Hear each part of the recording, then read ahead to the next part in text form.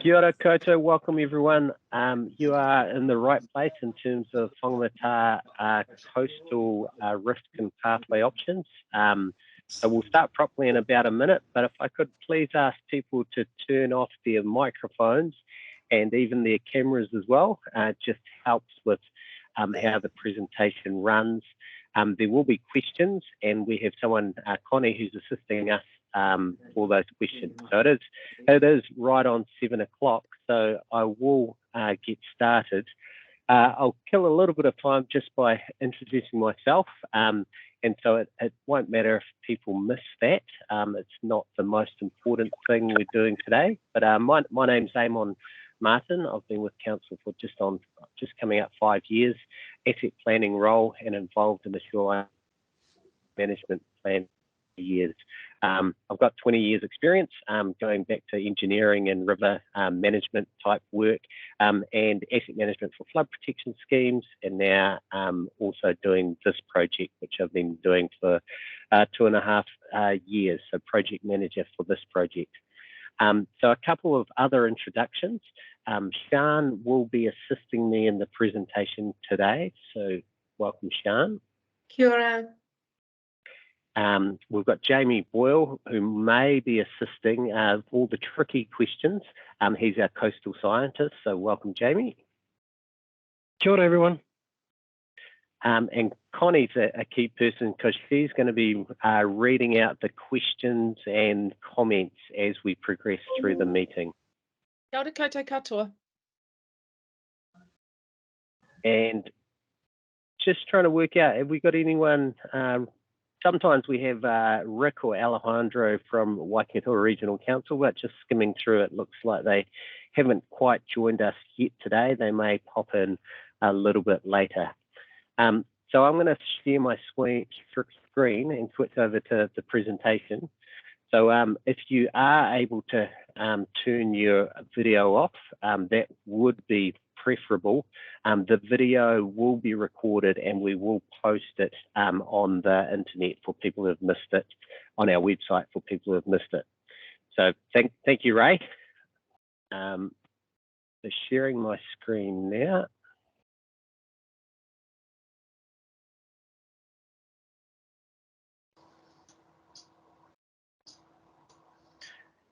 So Whangamatā focused engagement.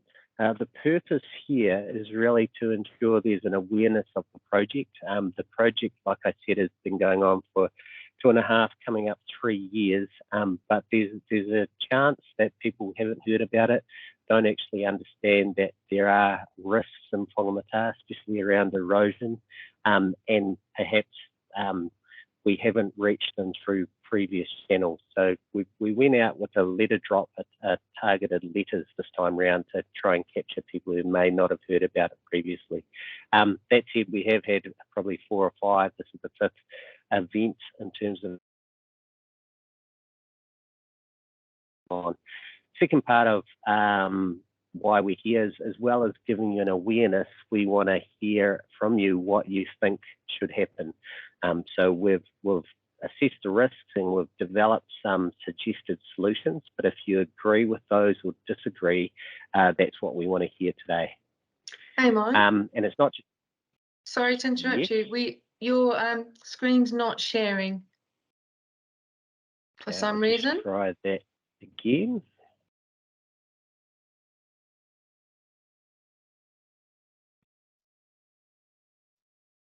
That's it. Thank you. Thank you, Sian. So how are we going to run this evening is we're going to give some context. So we're going to talk about the shoreline management plan overall. So it's a 400-kilometre project. So it's useful to understand how Whangamatā fits into the big picture. But then we're going to look at Whangamatā, some specific details on Whangamatā. And then, like I said, we're going to look at how we can provide feedback, show you where to get more information about the work that we've been doing. And so as we're presenting, please use the chat to feed in your questions or to provide feedback. We're going to pause at a couple of places throughout presentation to take questions, mostly trying to keep them focused on the topics, and then we kind of at the end allow more broad questions and answers if we are able to provide those broader answers. So firstly, why do a shoreline management plan? The hazards are probably the obvious answer. If you look around the coast, you see examples of erosion and inundation happening kind of now or in the recent past. So these are quite frequent, and they're a challenge for residents and council to manage. But I suppose another reason is to give council an understanding from a district perspective of how big the challenges are that the district faces. So not just looking at Whangamatā in isolation, but having a look at the whole district to see what we've got coming at us and how we're going to respond to it. How we do it, the Ministry for Environment set out a recommended process for undertaking this type of work. It starts with understanding what is happening, so preparing some context, assessing hazards, looking at sea level rise. That's the kind of first step. What matters most, so what matters to people in terms of the values and what's at risk and what's vulnerable. Then starting to look at different solutions. So what's acceptable for the solution, which is the best solution, how the solutions may change over time. So a solution that's right today or tomorrow might be not quite right in 10 or 20 years. And so that really comes back to the last one in our project, which is 7, and that is adaptive planning. So the project has gone through up to 6 and 7 over the last 2 or 3 years, and the project in terms of the shoreline management plan is going to finish with the plan, but the implementation of the plan comes next. So that's where you're up to number 8. And after that, you need to make sure that the plan's working. One of the reasons it's called adaptive is you look to review and adjust if things change over time as well.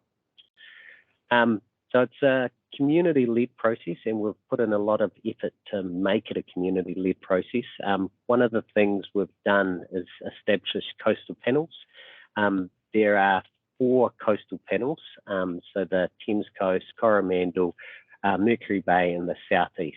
So the Southeast coastal panel is this area. Those coastal panels represent between 10 and 12 typically people. Those people are local residents with different types of backgrounds. So some of them are business owners, some of them have been on community boards or are on community boards. Some of them are just, I don't know, mechanics or people with interest in the coast, fishermen, people who like surfing. So quite a range of different people on those coastal panels. In terms of going back, rewinding a year and a half, 2 years, our focus there was understanding what was important to the community.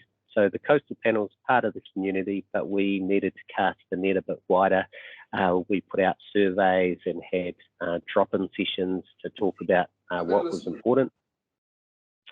And so some of the things that came out there is kind of a word map on the right-hand side. The environment, the nature or things being natural, and the beaches.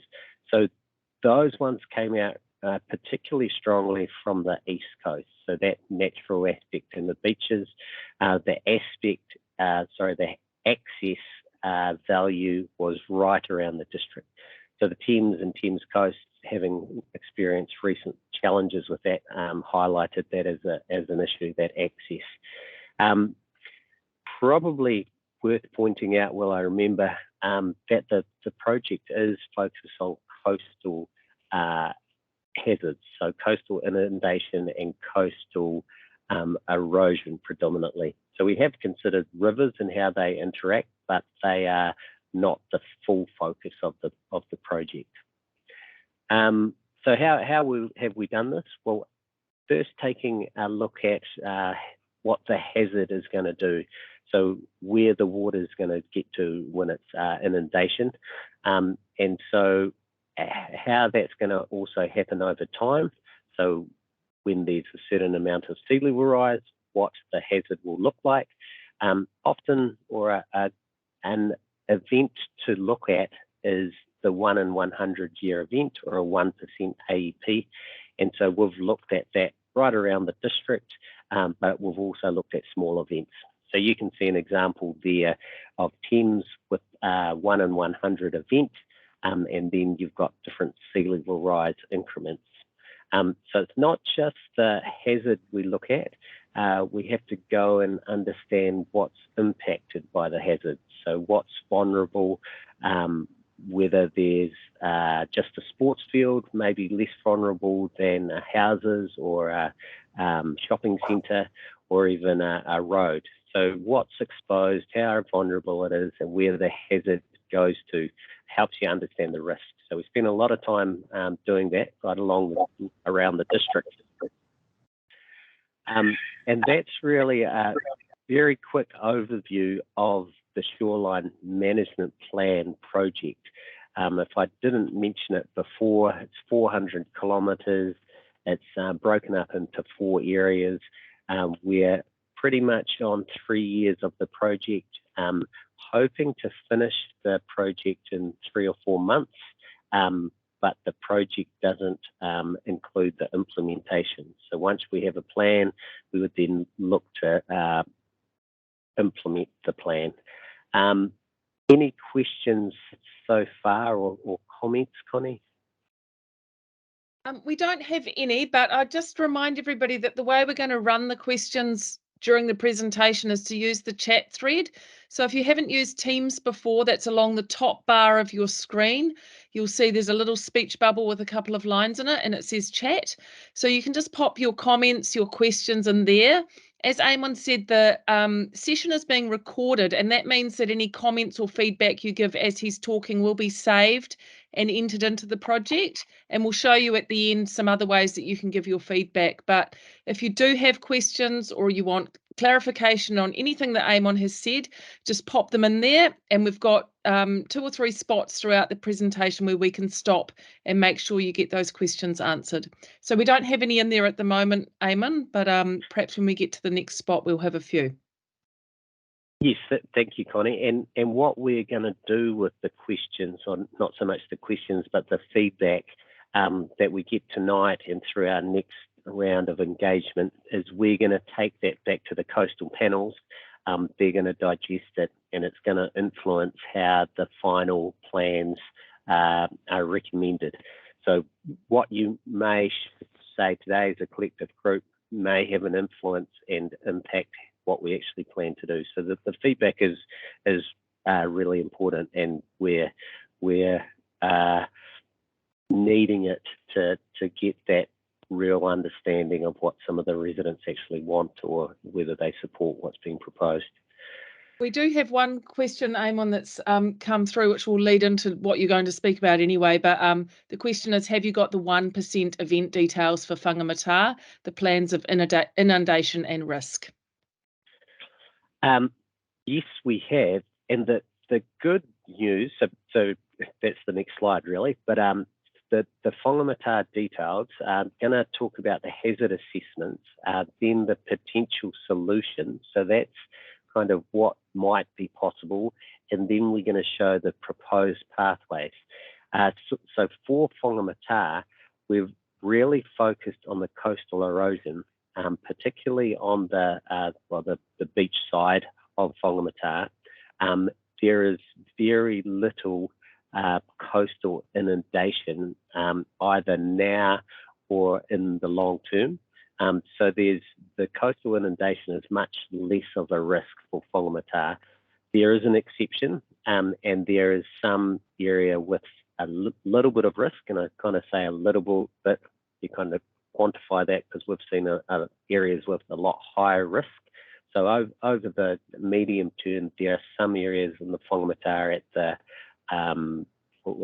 the northwest side, and I will attempt to show you those towards the end, but the focus really is on that erosion risk at the front.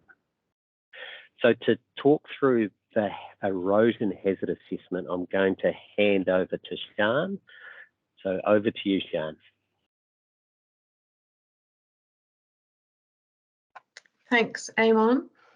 So it's not that easy to see on a small screen like this, but we will, towards the end of this session, show you links to the information that's available on the website, and then you can blow it up and look at it at your leisure at a much more useful size. The way we have predicted the erosion hazard for Whangamatā and all of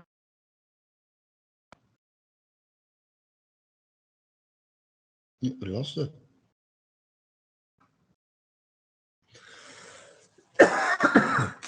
You still there, Sian? I've lost you briefly. It looks like we've all lost Sian, Eamon, so we might have to just flicker a text or something. I'm sure she'll join herself back in shortly. Well, nothing like a bit of off the cuff.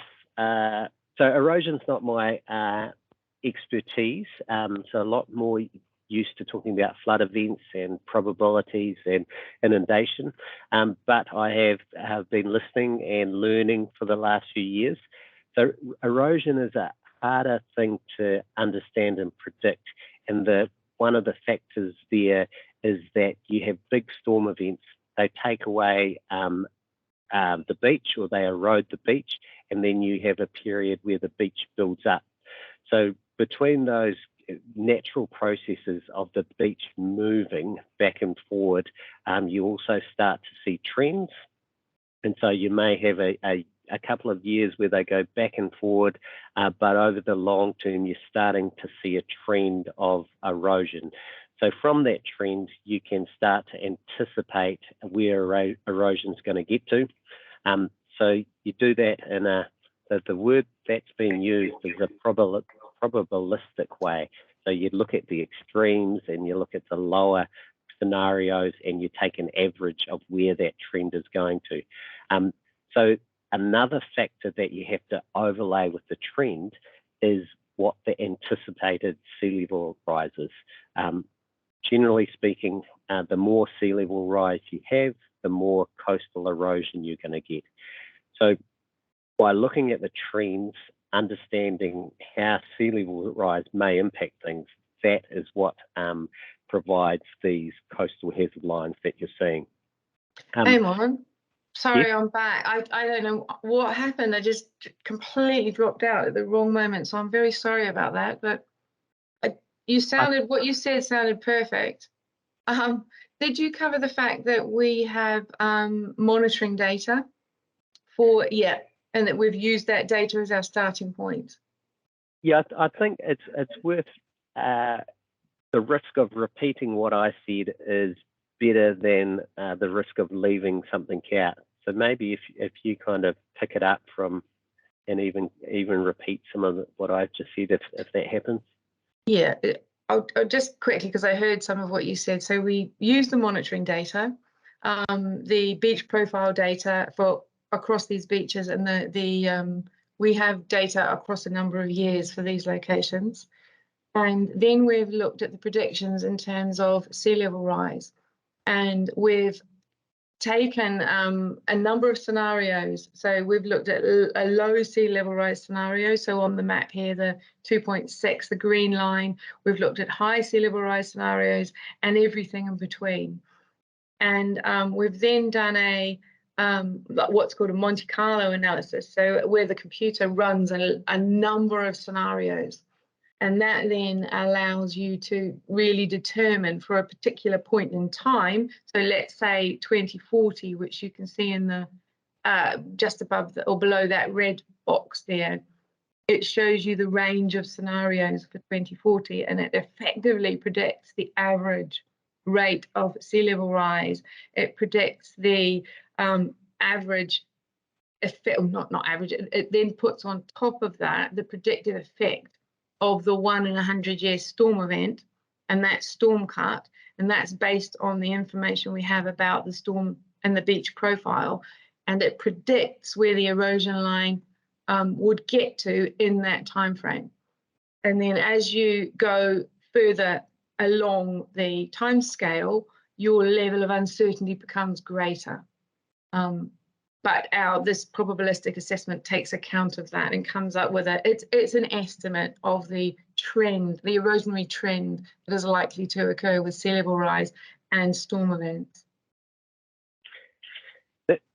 Thank you, Sharon. And there are probably 2 points I would add. Is one, that the approach has been peer reviewed by different experts in terms of this is the right way to look at coastal hazards, and the last one is this is if nothing is done. So hopefully some of the soft engineering or the proposals we're putting forward will limit the erosion for a period of time at least. One of the just wondering if in the background, Sian, as I present, you're able to find the inundation map for Whangamatā, and we can show that just a bit down the track. Eamon, just before you move on from this slide, we've just had somebody ask if you could talk us through the meaning of the coloured lines on the aerial photos that you have there on the erosion hazard maps, and what year do the lines on the map refer to? So we do have that on another slide. So I'm just... I can cover it quickly, Eamon, if you like. Yeah, sure. So the blue line is the predicted erosion line for today. So in fact, 2020, when the modelling work was done. So it's that you can see that aligns pretty well with where the edge of the beach is, the erosionary line of the beach now. And then the orange line is 2040. I said I could do it, and now I can't. There's the orange is 2040, the red is 2120, and I can't see the 2070 line. We'll come back to that when we look at the next one. The slide further on will have the key that explains that better. But a key thing is the black lines are actually the lines that are already in the district plan. So the work we've done is similar to the district plan work, but not exactly the same. So I'll keep going, and we can come back to this discussion as the questions come through. But really, that takes us to understanding that there's an issue and understanding that there should be something, or there's a desire to do things about that issue. And then we've gone back to our coastal panels to start discussing all those options. So we've cast the net quite wide, so all the way from avoid, and that's not really possible for Whangamatā in terms of there's already development there. Retreat is a consideration. Accommodate, so that's either raising floor levels or accepting a certain amount of risk, and protection. And so those are kind of the extreme, or the range of things we could look at implementing. The thing that we've often referred back to is the natural values that have come through in the earlier part of our work. So that's the desire to have a natural environment, to maintain the beaches, access as well, but the beaches and the environment have come through really strongly. So then there's a slightly different way of looking at solutions, and it's really soft to hard, I suppose, is the way. And so at the extreme, sheet piling, I suppose, could provide some protection, as could rock. You've got a breakwater shown there, and those are all considered hard engineering. So putting hard structures in place to hold back the water, and then you move back through to really sand dune and dune management, planting, sand push-ups, that type of approach. So I will pause for questions, but I'll probably flick to the next slide as I do, because that does show the key, which people were interested in seeing before. So if there's any questions, please read them out, but just highlighting what those lines mean for everyone, just in a bit more detail there. We do have one question which Jamie and Rick have both jumped in to answer on the chat, but it may be worth, for those who haven't had a chance to read the chat yet, having a discussion. The question is, over how many years have you been monitoring changes in the dunes? I'm sure I'm not alone in having 50 years direct knowledge of storm events causing erosion and then rebuilding of the dunes. I recall at least 3 major events over the last 35 years. So the question is, over how many years has there been monitoring of changes in the dunes? And I'll probably ask Jamie to read out his answer if he's already applied one there. Yeah, I will. Yeah, we've used Waikato Regional Council beach profile data. So that's measuring the cross-section of the beach from the land to the sea. We've used that. That's going back to 1990 for this southern section of Whangamatā, and a little bit earlier in the 70s, the northern section, as well as using mapped historical shorelines going back to 1944. And so that's just using mapping the toe of the vegetation line in historical aerial imagery. Thank you, Jamie. Any more questions, comments to? No, that's it for now. Okay, so the real thing we want to highlight is what we're proposing in terms of solutions. And so we understand that there's a risk, and then what we're using is a pathway approach. So at the bottom, in a sense, it's time. And so it is time, but the triggers that we've used aren't necessarily linked to definite time periods. So some of the triggers at the bottom, when there's longer term recession exceeds 5 metres, it's quite a technical coastal approach to measurement. We think that's relatively short term, but we're not putting a time exactly on it. And then you look at relatively long term is when the road or property is undermined by erosion. So that's a time period along the bottom, but there's an element of uncertainty on how much erosion is going to happen and how fast. You could anticipate it by looking at the legend, but there's not a number we're putting on those triggers. So when you look at what we're proposing, the first thing is maintaining existing levels of service. So that's includes planting of the sand dunes. Then you've got maintaining reliable, rehabilitating dunes and managing access and promoting a wider beach with a more natural profile. So we're doing that in part now, but we want to do that more. We want to put more effort into maintaining those sand dunes and the natural profile. And we think that will be enough for quite a period of time. It's very hard to say exactly how long that will work for. The longer the better, fingers crossed. There will be an influence whether or not the sea level rise happens faster or it takes longer. But once natural defences start to be lost, we don't think we should put hard structures in to protect houses.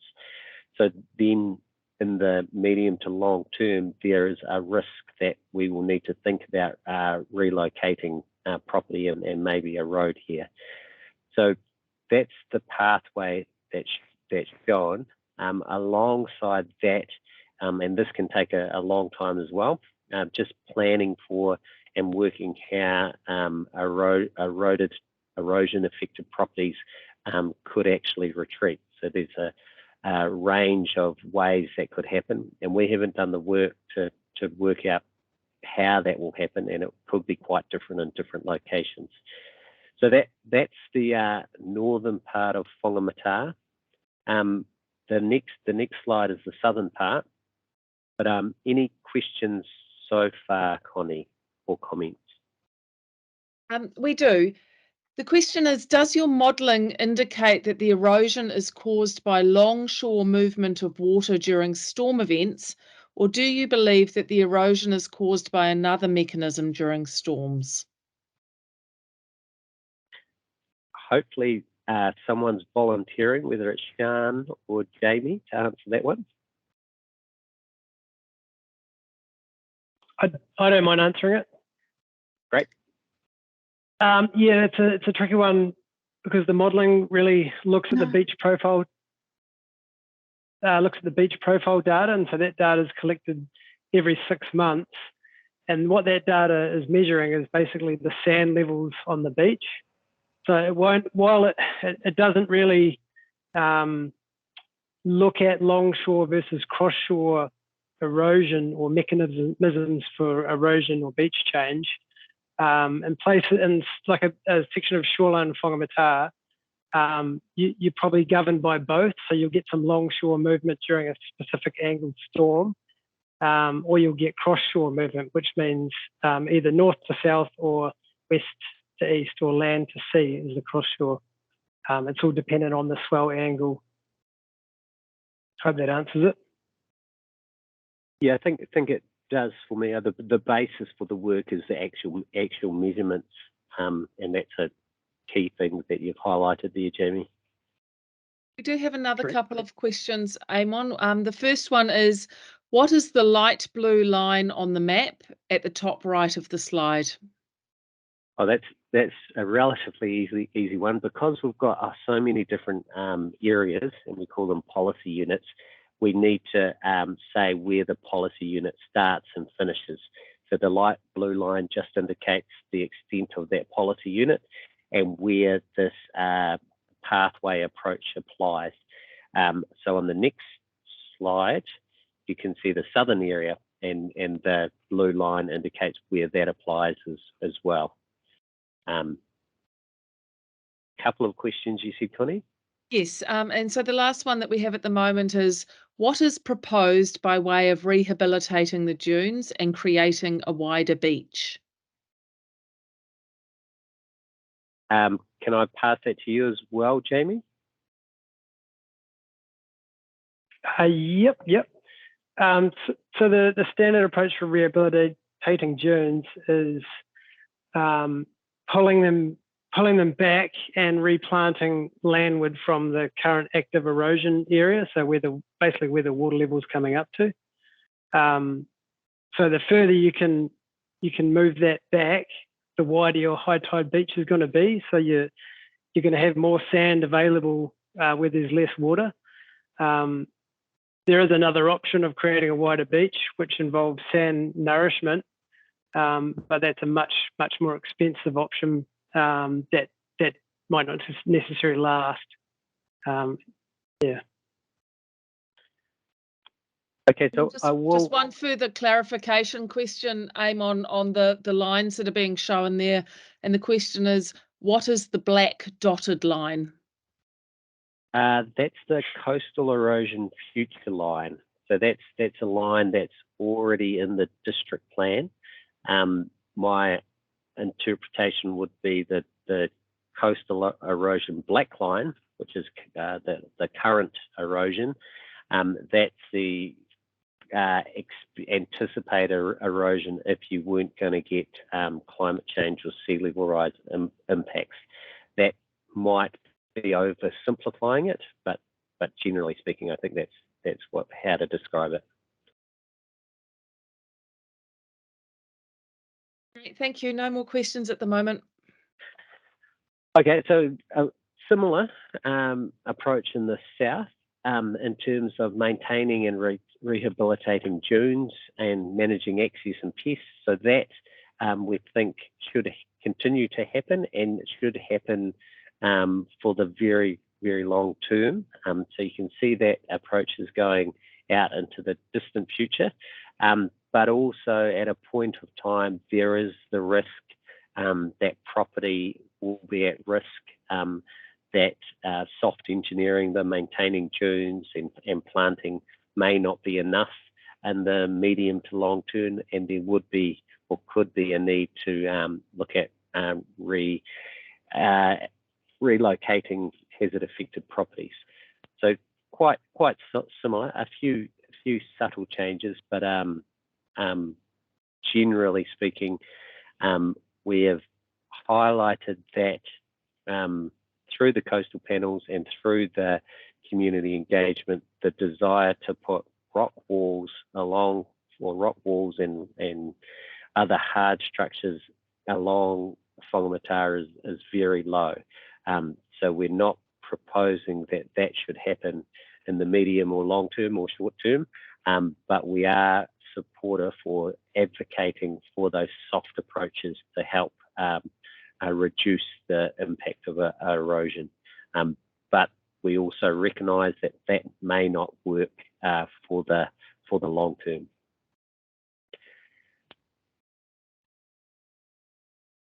So there's another slide on feedback and clarifications.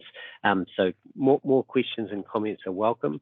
I'm going to go next to show you how to, or tell you how to provide some feedback, and also how to get additional information from our website, so where it's stored and how to find it. But if there's anything else, definitely now's a good time to read it out if there is, Connie. Perfect. We do have one comment followed by a question from two different people. So the comment is that you may wish to look at the movement of water out of the estuary during storm events and the resulting longshore movement of water that appears to be sucked southwards along the beach, so flowing north to south during storm events, as this could influence measures to maintain the dunes. So that's a comment to take on board. And then the question is, if you are saying that the North Beach dunes are vulnerable, why has TCDC approved a 4-metre wide boardwalk along the top of the dunes?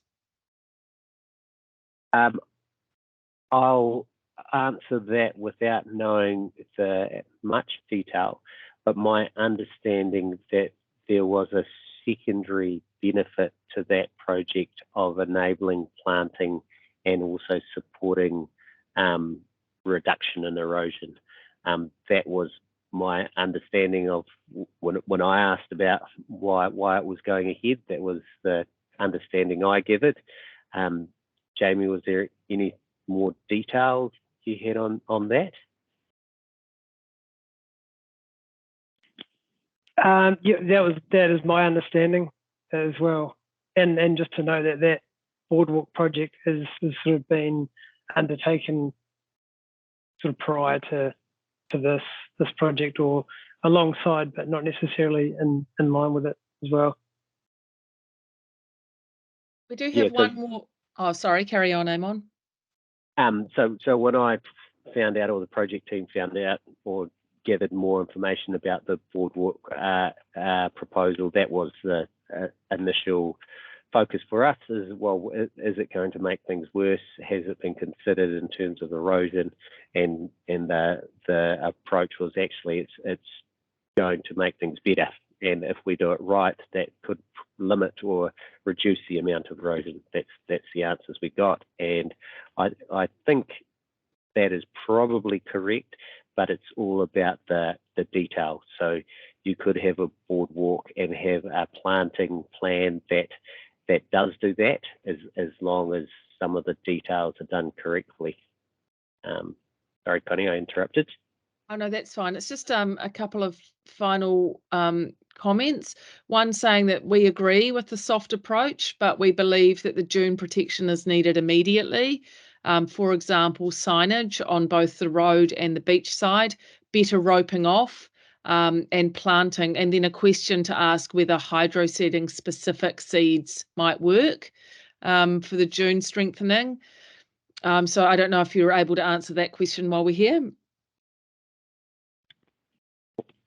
For me, that's a suggestion to consider that as an approach. So we don't know fully what plants. Jamie might have a very good idea, but the full plan of what hydro seeding and what spinifex or what other dune plants will be put, and how, if there's a boardwalk, how that will integrate with that.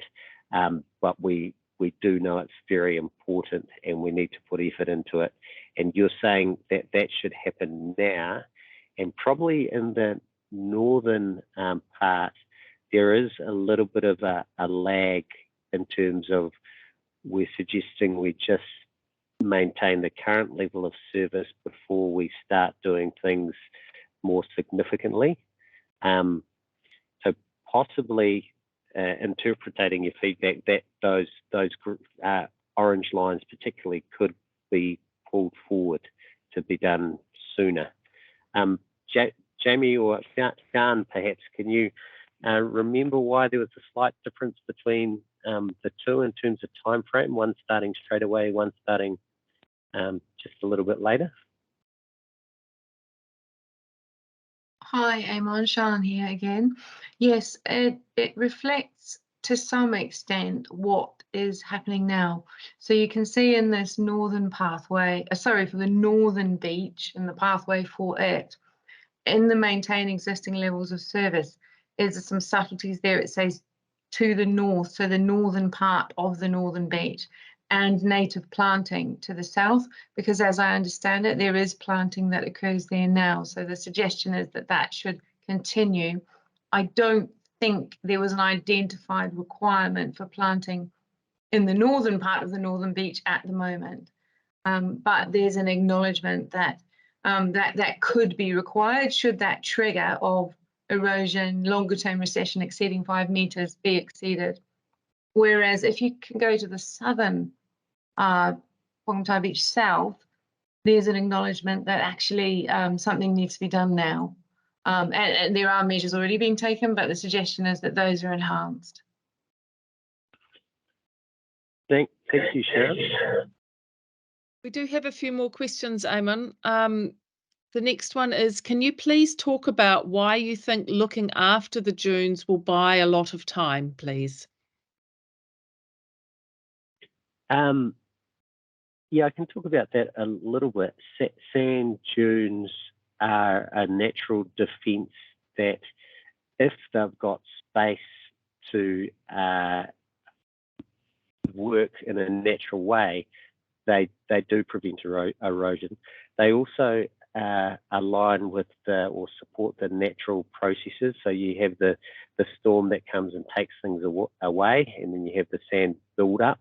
If you can have sand dunes that are planted and are trapping sand, the vegetation traps the sand, then that can support the building up of sand again. So your storm event comes and takes it away. The good plantings help to trap and help the sand dunes and the beaches to grow. That said, I suppose the underlying thing is perhaps it won't be as effective as we're suggesting by saying it will buy quite a bit of time. And yeah, there is a bit of uncertainty there, and particularly if you look at different locations. So some locations that might work better than others. And probably take another question, just unless there was something else Sian wanted to add on why sand dune management is a useful approach. Just to reiterate, Eamon, that it's the values expressed for the stretch of coastline in particular were very much that the natural characteristics of the beach, the wide sweeping bays are highly valued by the people of the Coromandel and the people who live here in particular. And so therefore anything we can do to maintain that is a good thing. And you want to be able to maintain that for as long as possible. And a healthy dune system is the best form of coastal defence for as long as you can maintain it in the face of sea level rising and that water level moving inland.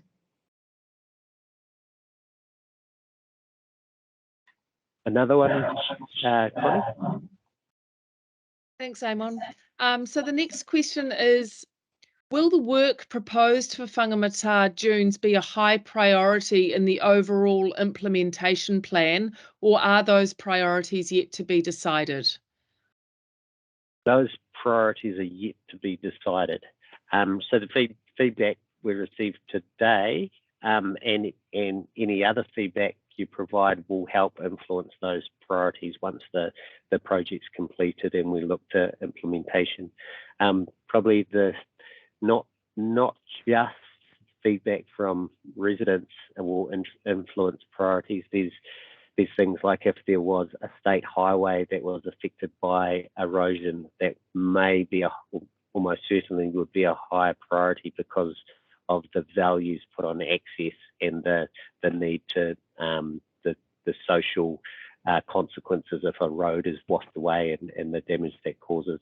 But definitely the feedback will impact where priorities are set. The next, And what I thanks, might, Simon. sorry, I just No, add carry to on, that. Sean. I was just going to say the interesting thing, if that's the right word, about the proposed strategy for Whangamatā is it's actually easy to implement. It's a low cost solution because it's about maintaining and managing the dunes and planting.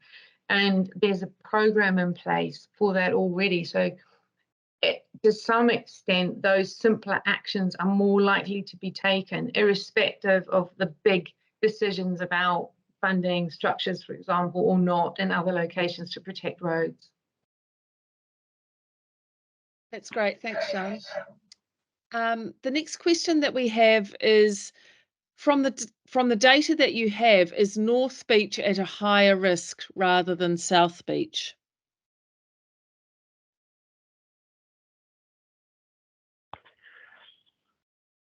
Yeah,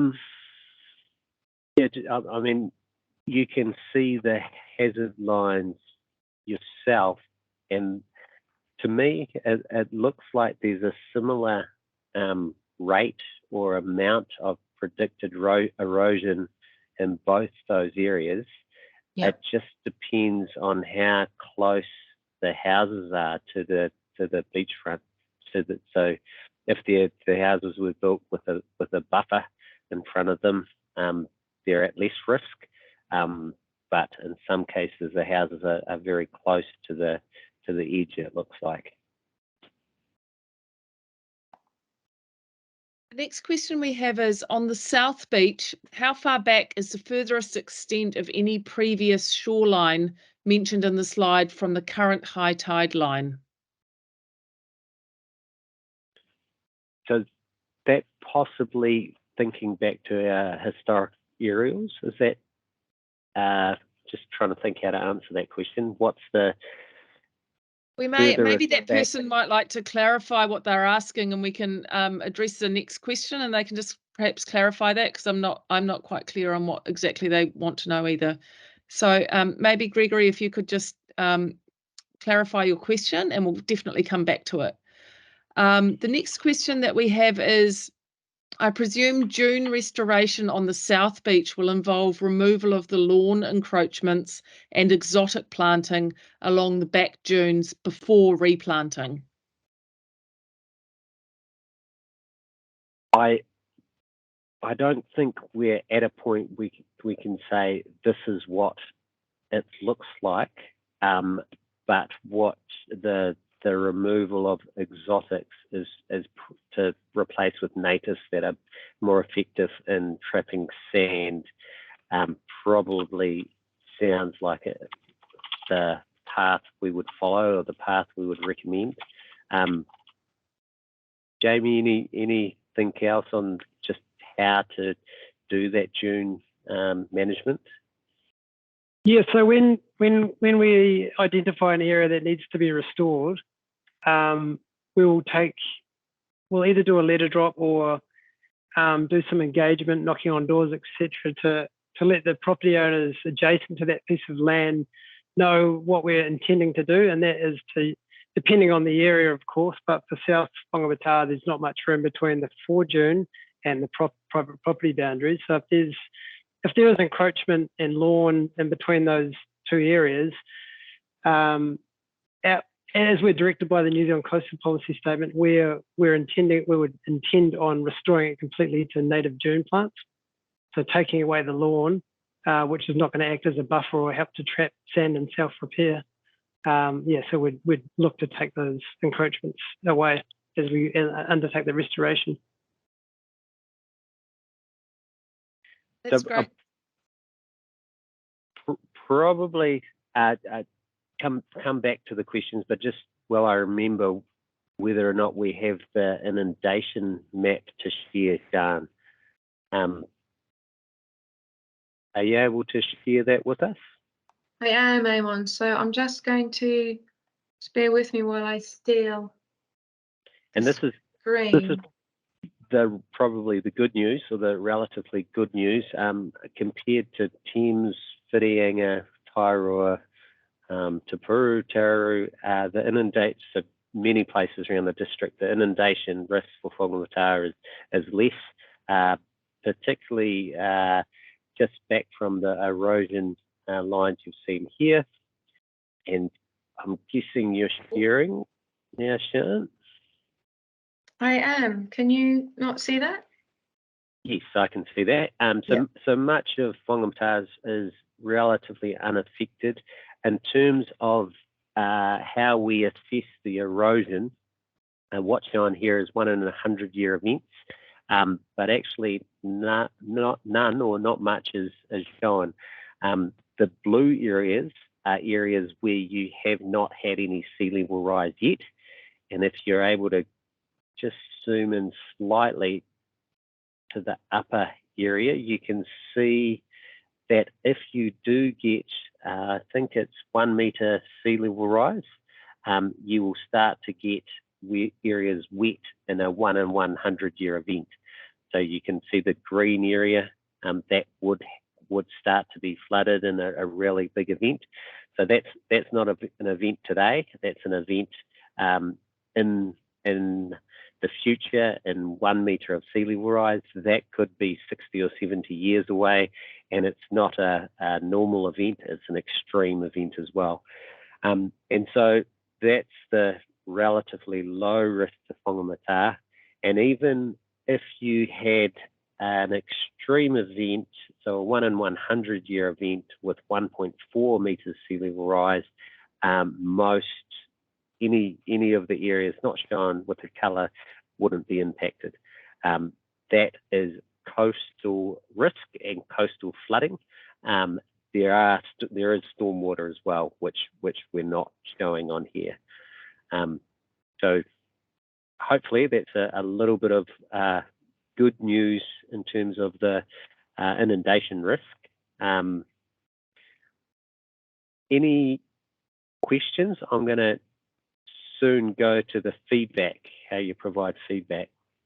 We do just have a couple more questions, Eamon, that I'll read out. Somebody asking, in the letter that was sent out prior to this meeting, there was reference to the strategy being based on risk tolerance expressed to the council by residents.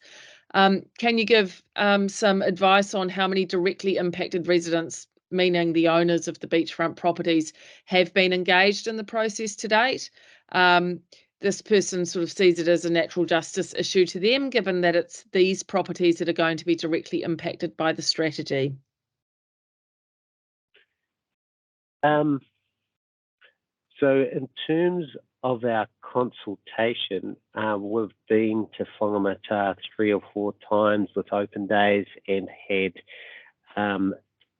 plenty of opportunity, some opportunity for residents to be aware and provide feedback. Personally, I've probably spoken to 4 or 5 directly. The coastal panel members, I believe, have an understanding of different views in terms of people directly affected. Saying that, we do want more feedback.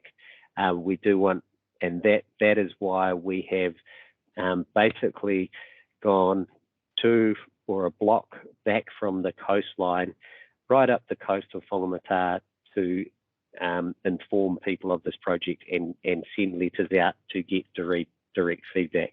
So we have had some, but not enough, in my opinion, and that's what we hear, and that's what we're trying to get from people. Thanks very much, Eamon. Another question to ask, what is a possible location option for a relocated house in the future? So that hasn't been assessed.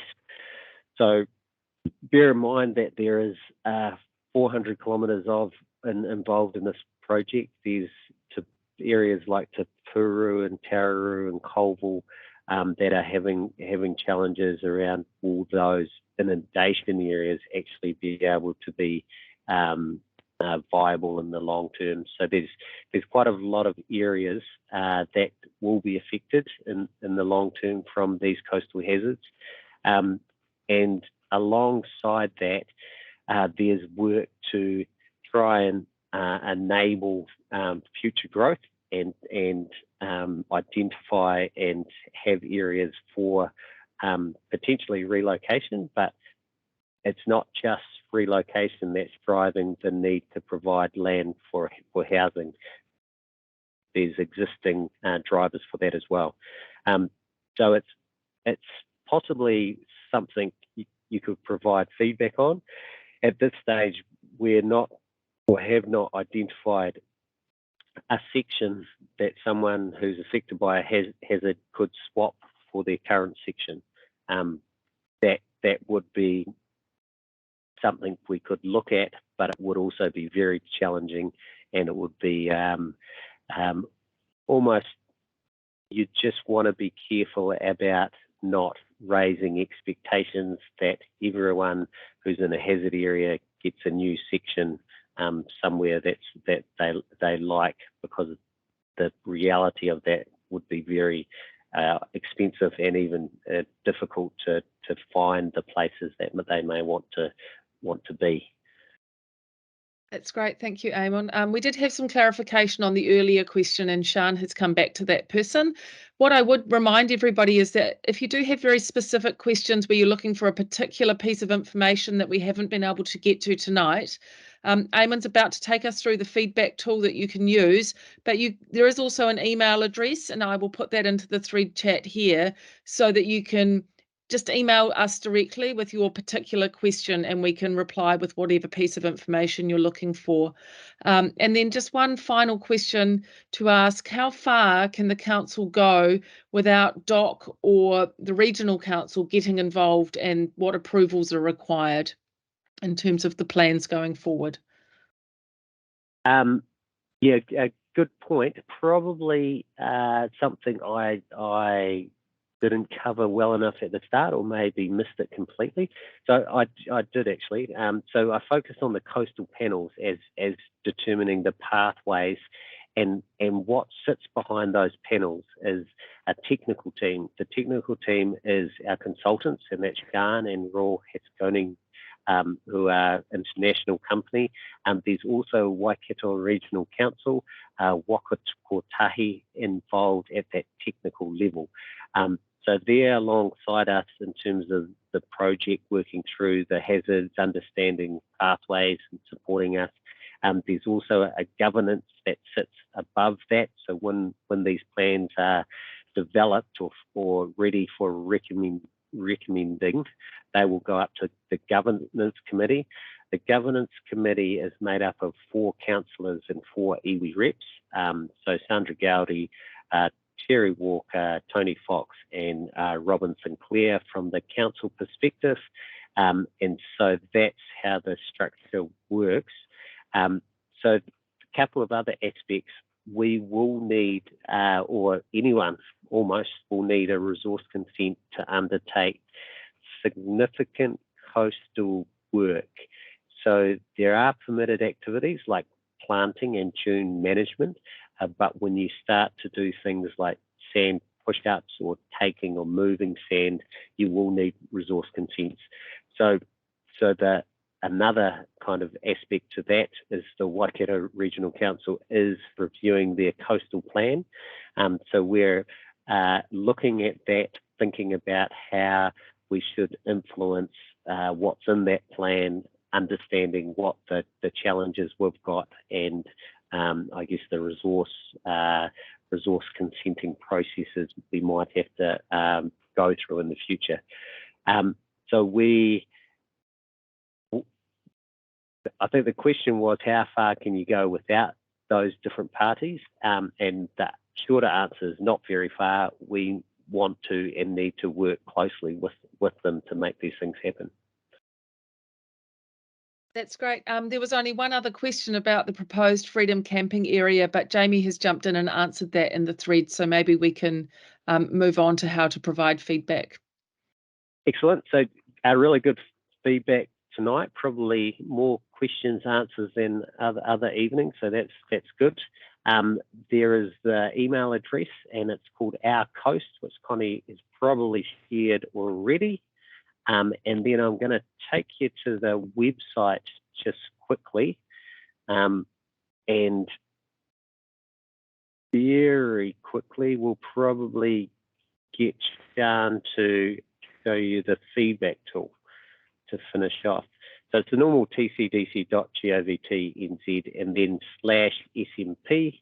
So this is where we advertise our meetings. So the meeting tonight and the other meetings have been posted here. This recording will go up on here, and if people Sorry to sharing, interrupt you. Yeah, we're still seeing your slides. yeah, let's try again.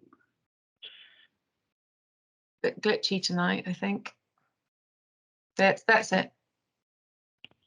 So, like I said, that's the web address at the top with the SMP for Shoreline Management Plan at the end, where we'll put the video of this meeting on here. So if you know of someone who is interested and wants to hear what we've discussed tonight, you can point them in this direction. They can watch the video if they like. And then we've got the couple more meetings coming up. And this is where we'll advertise in-person meetings, hopefully in the next kind of 6 to 8 weeks, that kind of time period. The feedback tool's here, but I'll highlight a couple of other things first. One is the hazard maps, and so if you download this on the right-hand side, that will take you to the hazard maps and the pathways, proposed pathways. So what we've shown you tonight, very similar things will be in there. And then as we go down, there's a video that kind of highlights some of the approach to engagement we've been doing. And then there's a bit of information around different flood events. So you can look at different duration or return period flood events, and that information is right at the bottom, but it's probably less important to Whangamatā, given that you're not actually impacted apart from that one area for the flood events. So that's a lot of information there. And then back on the right hand side again, if you do click into these coastal panels, there's another layer of information about the meetings we've had, the minutes and the agendas, and so some interesting stuff there if you want to understand what we've done and talked about over the last couple of years. So quickly over to you, Sian, for the coastal tool. That's when you click this button.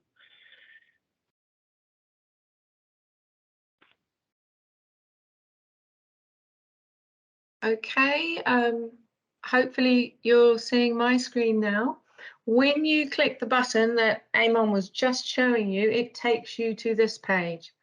And this is the Coastal Community Consultation Tool. The home page gives you some background information on the project, some questions in terms of asking you to indicate what you support, what you don't support, so we can get some feedback and feedback on tolerance levels. And it also gives you instructions on how to add comments to the tool. But the real, the most important bit of the tool is the map. So you click on the map, it just repeats those instructions on how to add a comment. You click that away and it takes you to the whole of the Coromandel. And then you simply select the stretch of coast you're interested on, click on it, and it will take you to that location. So I've actually zoomed in here to the Whangamatā area, and then you click on, and in this case, I've clicked on this Whangamatā Beach South area, and it then gives you the information, the hazard information and the proposed pathway for that location.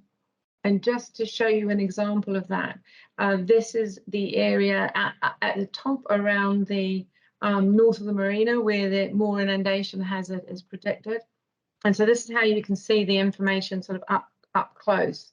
And then if I just quickly go back to the map, the way you add a comment is there's a little button here, you click add comment, add a new feature. It gives you a little marker like this. You put that marker wherever you want, and once you've clicked that, you type your comment, press return, and it's submitted. And you can then see all the other comments that have been made around the Coromandel and contribute to that discussion. That's it, Damon. Thank you, Sian. So just finally highlight that the feedback we get either tonight or via email or using the tool will go back to the coastal panel to help us refine what the pathways are showing, and then they'll get recommended for adoption. After that, there's an implementation, and for this area, it's likely to be a lot more planting and more effort in that area. And I think that's all I've really got to say. So I just thank everyone for giving up some time tonight. Thank Rick Lefting from Waikato Regional Council. Didn't quite introduce him at the start, but thanks. I saw some of your comments, answers to questions in the chat there, so appreciate that. And we'll hopefully see you in person in the meetings we're planning for 8 weeks from now when COVID allows and we're ready for our next step. Good night, everyone. Ka kite.